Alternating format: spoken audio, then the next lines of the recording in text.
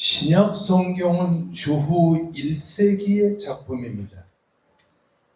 그 당시에 전 세계는 로마가 지배하고 있었는데 기독교는 로마의 압박을 받고 압제를 받으면서 수없이 많은 사람들이 세상을 떠나게 됩니다. 그러다가 알렉산드리아 대왕이 로마의 왕으로 제국하면서 로마를 통일하고 났을 때 이 알렉산드리아 대왕은 헬라어를 로마의 국어로 만들고 나서 헬라어는 로마의 언어가 되게 되었습니다. 히브리어와 아람어는 히브리 사람들이 집에서는 사용했지만 밖에 나가서는 사용하지 않았으므로 1세기의 대부분의 유대인들은 성경을 헬라어로 읽게 된 것입니다. 그런 가운데 당시 디아스포라 상태에 있던 히브리인들에게는 히브리어조차 헬라어로 기술하게 되었던 것을 보게 되는 것입니다.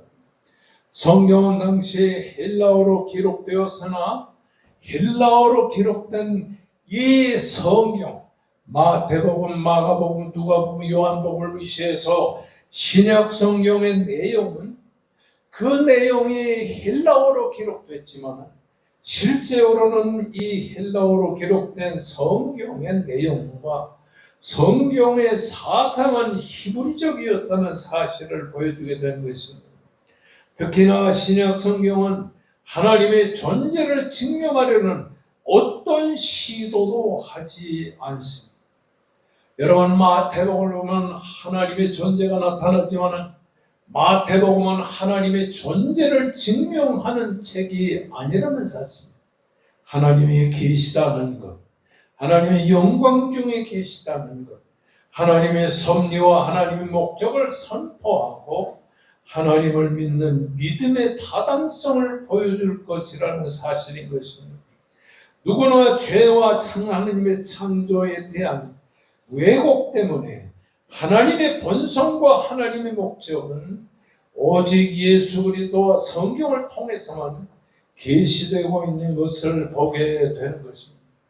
다시 한번 여러분에게 말했지만 신약 성경은 하나님이 존재하신다는 것을 강조한 것이 아니고 하나님의 존재를 보여주는 것은 예수 그리스도와 성경을 통해서만 하나님의 존재가 드러나게 된다고 하는 사실인 것입니다. 아멘. 특별히 신약 성경의 중심은 예수 그리스도인 것입니다. 영원하신 하나님의 아들 예수 그리스도는 자발적으로 자기를 비워 육신을 입으시고 참 사람이 되신 것을 우리에게 보여주고 있는 것입니다. 그는 본성에 있어서 참 하나님이지만 동시에 참 사람으로 이 세상에 오셨다는 사실을 우리들에게 보여주고 있는 것입니다. 성육신의 목적은 구속과 화해 그리고 악의 세력에 대한 그리스도의 승리를 보여주고 있는 것입니다. 성경은 이 이스라엘의 하나님이신 예수 그리스도의 칭호를 세 가지로 보여주고 있습니다. 성경을 보게 되면 예수 그리스도는 메시아라는 사실을 보여주고 있습니다. 메시아라는 사실은 하나님은 우리의 구주라는 사실인 것입니다. 두 번째는 예수 그리스도는 우리의 주님이라는 사실입니다. 세 번째는 예수 그리스도는 우리의 구주라는 사실을 보여주고 있는 것입니다. 인간의 죄를 대속하기 위하여 제2위가 되시는 하나님 예수 그리스도가 우리 인간 역사에 찾아오신 사실을 기록하고 있는 것입니다. 마태복음과 마가복음과 누가복음과 요한복음으로 혼칭되어 있는 사복음, 이스라엘의 예수 그리스도의 탄생과 예수 그리스도의 가르침, 예수님의 순환과 부활을 가르쳐주고 있다는 사실을 이 성경이 보여주고 있는 것입니다. 특별히 마태복음에서는 왕이신 예수 그리스도를 보여주고 있어요. 그러므로 여러분 성경을 보면 마태복음에는 왕 되신 예수 그리스도에 대해서 쭉 기록하고 있습니다.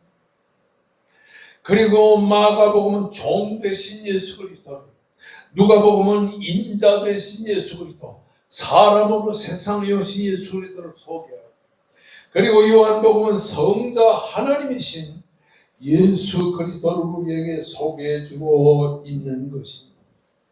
예수 그리스도의 죽으심과 부활이 있고 난 30년의 세월 동안에는 성경을 기록할 필요가 없었습니다. 예수 그리스도에 대한 사건들을 눈으로 친히 보고 귀로 친히 들은 사람들, 입을 통하여 예수 그리스도는 우리의 구주시며 예수 그리스도는 우리의 하나님이라는 사실을 입으로 강조했기 때문인 것입니다. 그러나 500명에 가까운 그런 예수 그리스도를 친히 보고 그의 복음을 증거받았던 사람들이 하나하나 세상을 떠나고 나니까 이제 성경이 기록될 필요가 있어서, 그래서 마태복음과 마가복음과 누가복음과 요한복음이 기록되게 된 것입니다. 이 중에서 특별히 예수님은 천상적인 측면에서 하나님이라는 사실을 증거하고, 지상적인 측면에서는 왕이신 하나님이라는 사실, 수평적인 면에서는 완전하신 인간이라는 사실을 우리의 종으로 수행하셨다는 사실을 기록하고 있는데요. 오늘 여러분과 함께 공부하려고 하는 이 사복음의 말씀 중에서 가장 먼저 성경이 기록된 것은 마가복음. 우리의 성경을 보게 되면 마태복음이 가장 먼저 성경에 기록됐지만 성경은 마태복음이 먼저 기록된 것이 아니라 마가복음이 먼저 기록되었다는 사실인 것입니다. 마가복음 병을 고치셨다, 죽은 자를 살리셨다 하는 예수 그리스도의 놀라우신 역사를 기록하고 있지만은, 마가복음에는 예수님의 행동을 강조하고 예수님의 능력을 강조하고 있지만은, 마가복음에는 예수님의 설교가 기록되지를 않았습니다. 그래서 예수 그리스도의 사건을 잘 보여준 건 사실이지만은, 그러나 마가복음에는 예수 그리스도의 설교가 기록되지 않았습니다.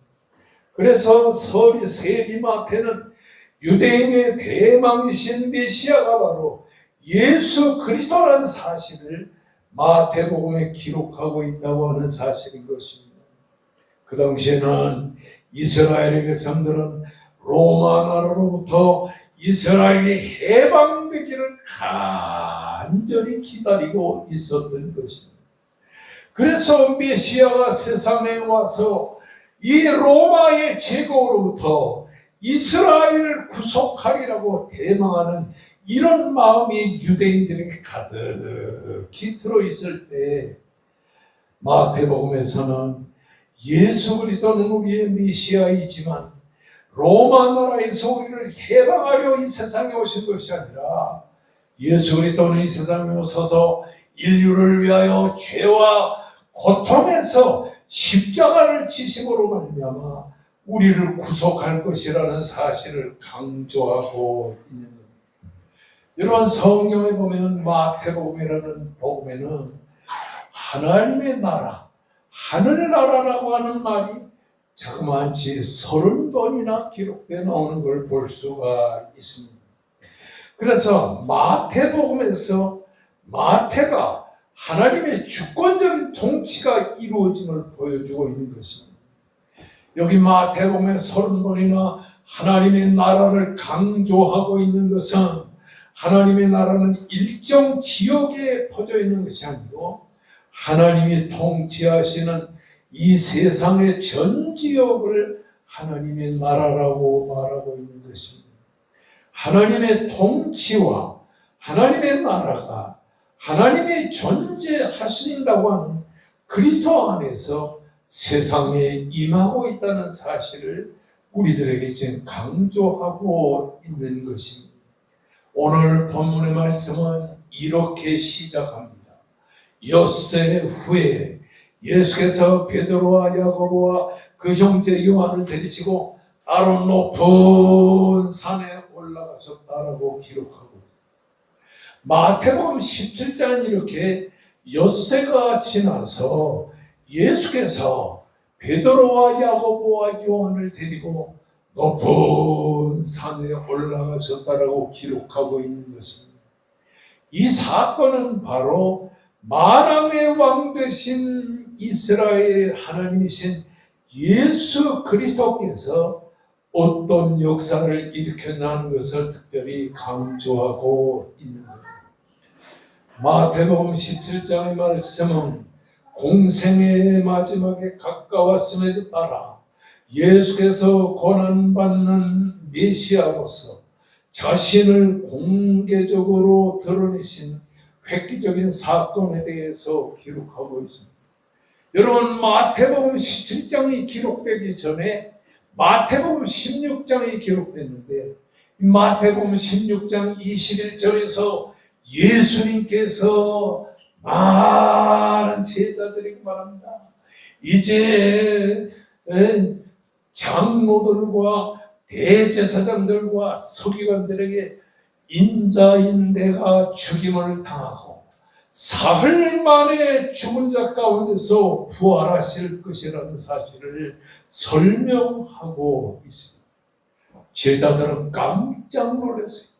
아니, 병을 고치고 죽은 사람을 살리시고 기적을 행하시는 우리 예수님이 아니 장로들과 대제사장들과 서기관들에게 죽임을 당한다. 예수님이 죽으시면 우리는 어떻게 될 것인가? 큰 불안과 초조 속에서 이 제자들은 불안해서요. 야, 우리 주님께서 죽으시면 우리는 누구를 의지하며 세상을 살 것인가? 그러고 있는데 예수님께서 마태복음 17장에서 이제 예수님은 죽었다가 사흘 만에 다시 살아나시고 십자가에서 다시 살아나사 예수님은 우리를 위해서 영생의 하늘나라에 우리의 장소를 정하실 것이라는 사실을 쭉 강조. 그러므로 마태복음 16장에서는 예수는 고난 중에 십자가에 죽을 것이다. 예수님의 죽으심에 대해서 매우 불안하고 초조함을 느끼던 제자들에게 예수님께서 마태복음 17장에서 예수님의 죽으심이 무엇을 의미하며 예수님이 죽으신 후에 어떻게 다시 세상에 살아날 것인가 하는 사실을 우리들에게 강조하고 있는 것. 불안과 초조 속에서 절망의 자리에 처해 있던 제자들에게 그 절망과 좌절로부터 예수님이 다시 살아날 것이라는 사실을 우리들에게 강조해 주는 마태복음 17장의 내용은 두 가지로 우리에게 강조하고 있습니다. 마태복음 17장은 변형되신 예수 그리스도의 모습을 나타내 보여주고 있는 것입니다. 오늘 2절의 말씀을 보면 그들 앞에서 변형되사 그 얼굴이 해같이 빛나며 옷이 빛과 같이 희어졌더라. 그래서 따라하십시다. 그들 앞에서 변형되사 그 얼굴이 해같이 빛나며 옷이 빛과 같이 희어졌더라. 저도 옛날에는 이 말씀을 잘 이해를 못했어요. 그런데 예수님께서 마태복음 16장 21절에 서기관과 바리새인과 장로들과 대제사장들에게 잡혀서 예수님이 십자가에 달려 죽으실 것이라는 사실을 얘기할 때 예수 따르던 제자들이 그렇게 슬퍼하고 그렇게 두려워하고 그렇게 답답해할 때에 마태복음 17장에는 바로 그 예수님이 높은 산에서 모습이 변형되면서 얼굴이 해같이 빛나고 옷이 빛과 같이 희어지는 상황이 벌어지는 것을 가르쳐 주고 계십니다. 여기서 예수께서 그 모습이 변형되었다라는 말은 메테모르포데라는 말. 메테라는 말은 메타라는 말인데 변화되었다. 모르페라는 말은 그 형상이, 그 모습이, 그 사물의 질이 변화되었다라는 말씀입니다. 여기에 변화되었다라고 하는 말은 스케마라고 하는 말과는 전혀 다른 내면 속에서 변화된 본질적인 형태의 변화를 말하는 것입니다. 예수님은 육신을 입고 이 세상에 오셨기 때문에 우리와 같이 배고프기도 하시고 우리와 같이 피곤하기도 하셨지만 이 예수님이 메테모르포데라는 말은 하나님의 모습으로 완전히 변화되었다고 하는 사실입니다. 자연인의 새로운 본성으로 변화를 시키신 것을 특별히 강조하고 있는 것입니다. 예수님의 변화는 능동적인 변화. 여러분과 제가 변화된 것은 하나님으로 말미암아 예수 그리스도로 말미암아 수동적으로 점진적으로 변화되는 거라면 예수 그리스도의 변화는 능동적인 변화를 강조하는 것입니다. 마태복음 1장 3절 우리가 잘 아는 창세기 1장 3절 말씀을 보면 하나님이 이르시되 빛이 있으라 하며 빛이 있었는데 요한복음 1장 4절의 말씀을 보면 그 안에 생명이 있었으니 그 생명은 사람들의 빛이라. 예수 안에 생명이 있고 그 생명은 사람들을 이렇게 빛으로 만드는 이런 생명의 빛이라고 하는 사실인 거죠. 예수께서 육신을 입으시고 세상에 오신 것은 본질적으로 영원한 영광이 광의가 능동적으로 나타나는 말입니다. 그러므로 예수님께서 빛으로 세상에 오신 것, 그들 앞에서 변형되사 그 얼굴이 해같이 빛났다라고 하는 말은 예수님은 하나님의 신적인 본질을 나타내 보여준다는 사실을 우리에게 강조하는 것. 로마서 8장 3절의 말씀 보면 죄 있는 육신의 모양으로 보내심으로 볼 수 있었던 모습 자체를 말합니다. 하나님의 신성의 본질적인 영광을 드러낸 것이라고 하는 말입니다. 빌립보 3장 21절의 말씀을 보면 우리의 낮은 몸을 자기의 그 몸의 형체와 같이 변화시키는 것을 강조하는 것입니다. 여기서 지금 강조하는 것은 마태복음 16장 21절에 이제 예수님께서 얼마 있으면 대제사장들과 장로들과 서기관과 바리새인들에게 잡혀서 십자가에 달려 죽으실 것이라는 사실을 제자들에게 처음으로 가르쳐 준 거예요. 그러니까 예수님을 따르던 제자들이 그렇게 두려워하고 그렇게 걱정하고 근심 걱정을 했습니다.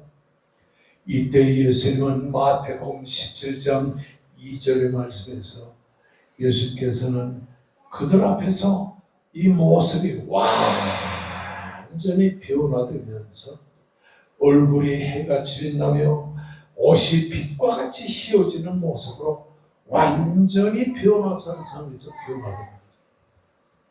이것은 한마디로 말하면 이 육신을 입고 세상에 오신 예수 그리스도는 우리를 위하여 십자가에 달려 죽으실 것이지만 바로 그 예수님은 다시 사셔서 우리를 위하여 빛이 되셔서 하나님의 본성이 되셔서 하나님처럼 되셔서 하늘나라에서 영생의 삶을 우리에게 보여줄 거라는 사실을 특별히 이 본문을 통해서 강조해 주신 것입니다. 예수님은 얼굴이 빛과 같이 환하게 비치시면서 그리고 해와 같이 얼굴이 빛나고 옷이 빛과 같이 휘어지는 놀라운 역사. 지금 예수님께서는 제자들입니다. 나는 이제 얼마 있지만 십자가에 죽어 이 장로들과 대제사장들과 바리새인과 서기관들에게 죽임을 당하여 인류를 위하여 십자가에 달려 죽으실 것이지만 나는 하늘나라에서 하나님과 같이 빛으로 역사하실 것이다. 나는 정말로 하늘에서 얼굴이 해같이 빛나고 옷이 빛과 같이 휘어지는 놀라운 하나님의 본성을 소유할 것이라는 사실을 강조하고 있는 것.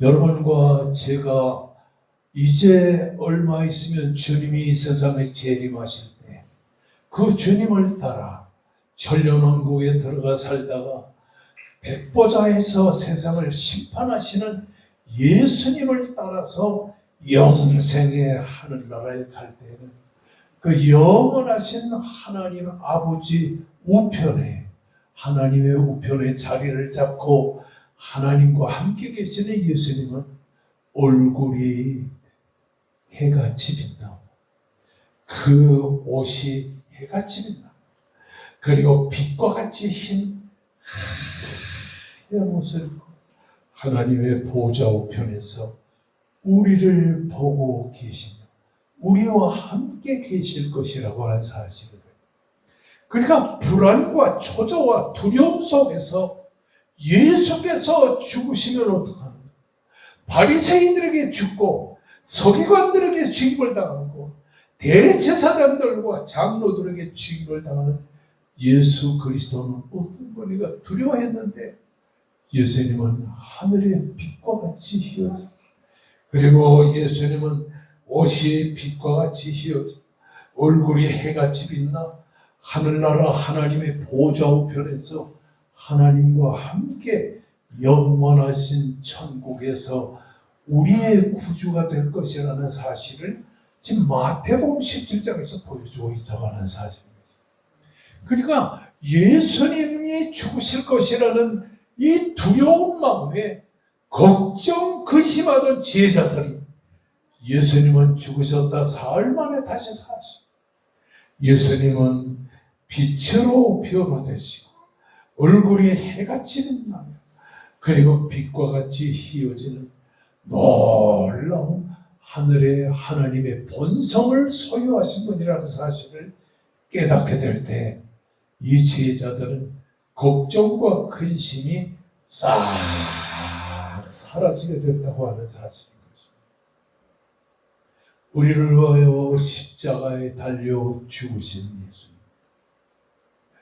십자가에 죽으셔서 우리를 위하여 이제 고난의 십자가에서 우리를 구속하신 예수님, 영원한 하늘나라에서 빛으로 이 하늘나라를 통치하시는, 빛으로 세상을 통치하시는 빛 대신 하나님이라는 사실을 믿으시기를 주의 이름으로 축원합니다.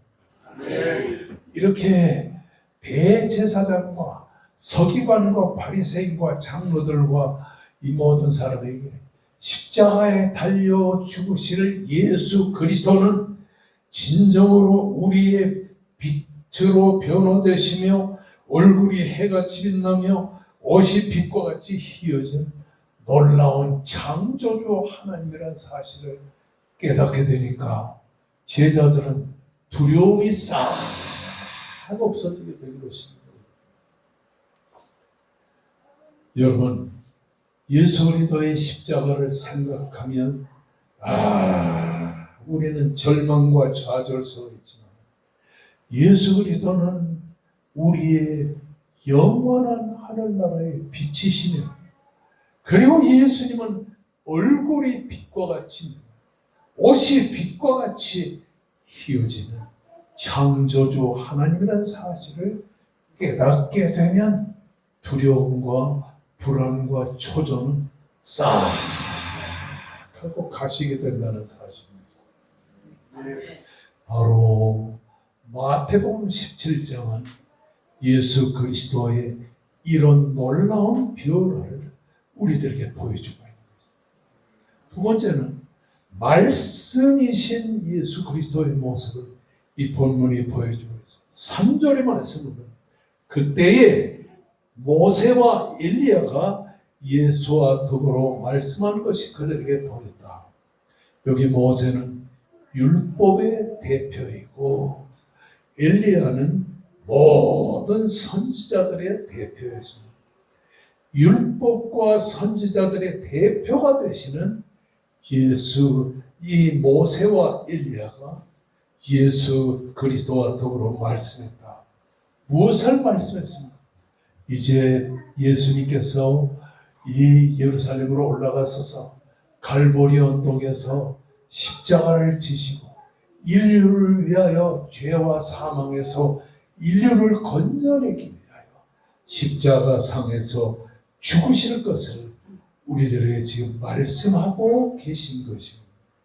누가복음 9장 1절의 말씀 보면 영광 중에 나타나서 장차 예수께서 예루살렘에서 별세하실 것을 말씀합니다. 여러분 오늘 본문 1절 이후의 말씀에서는 예수님께서 변형되사 얼굴이 빛과 같이 희어지며 그리고 얼굴이 해같이 비어지며 옷이 빛과 같이 희어져서 앞으로 예수님은 하늘나라에서 우리를 데리시고 가셔서 우리의 빛이 되시고 우리의 영생이 되신 영원하신 하나님인 것을 보여주고 있는 거죠.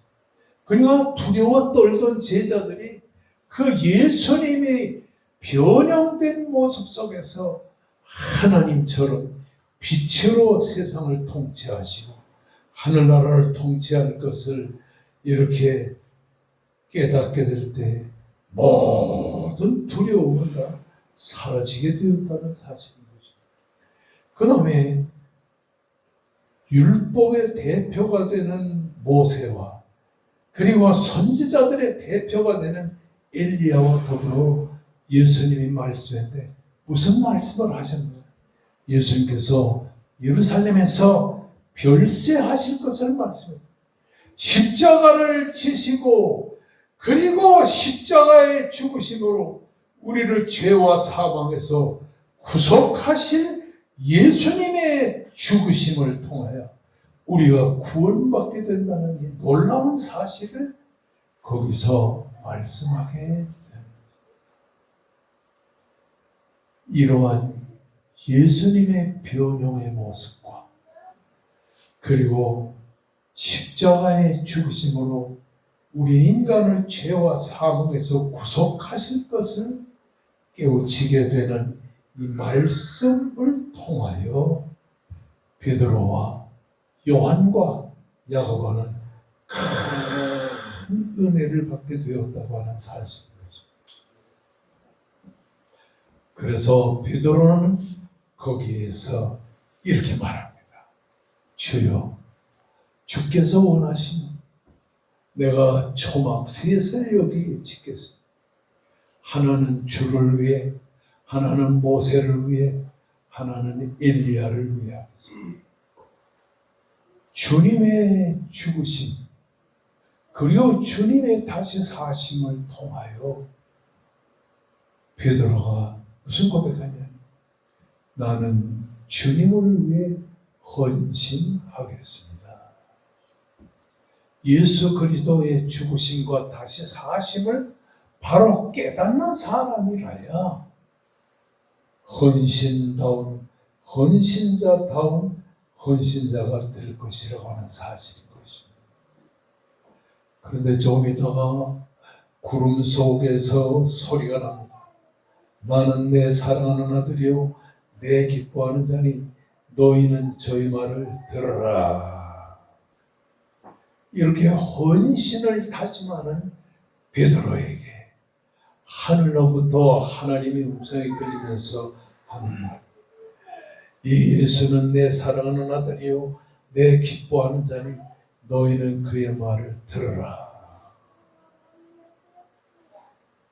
여러분, 예수님의 십자가를 생각하는 사람은 예수님의 말씀만 듣고 사는 인생이 된다고 하는 사실인 것입니다. 8절의 말씀 보면 제자들이 눈을 들어보니 오직 예수 외에는 아무도 보이지 아니하더라고 그랬습니다. 성도 여러분, 예수님만 보여지는 여러분 되시기를 주의 이름으로 축원합니다. 돈이 보이고 세상 즐거움이 보이고 이런 것들이 보이는 것이 아니라 예수님만 보여지는 예수의 사람이 되는 여러분 되시기를 주의 이름으로 축원합니다. 그래서 마태복음 6장 21절에 십자가에 달려 죽으실 예수님 때문에 걱정 근심하던 제자들에게 예수 그리스도의 변화의 모습을 통하여 빛과 같이 해와 같이 그렇게 밝아지는 하늘나라의 예수 그리스도를 생각하면서 우리 예수님은 십자가에 달려 돌아가신 후에 우리를 위하여 천국의 지도자, 천국의 영생의 주님이시구나 하는 걸 깨닫고, 그리고 모세와 엘리야와 같이 말씀하던 것처럼 십자가에 죽으시고 다시 사신 후 인간을 죄와 사망에서 구속하신 우리의 영생의 주님이라는 사실을 깨닫게 되는 여러분 되시기를 주의 이름으로 축원합니다.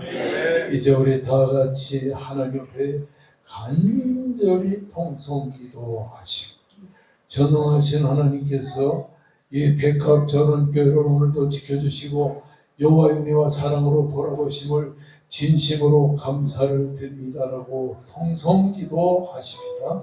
간절히 기도하실 때 육신의 병마로 고통과 괴로움을 당하는 우리 임정욱 목사님 네 분에게 건강의 역사를 베풀어 주시고, 그리고 한광옥 장로의 부인되는 정권사님을 건강케 하시고, 그리고 황 집사님을 돌아보시고 우리 조 집사님에게 피 묻은 능력의 손으로 안수하여 주시옵소서.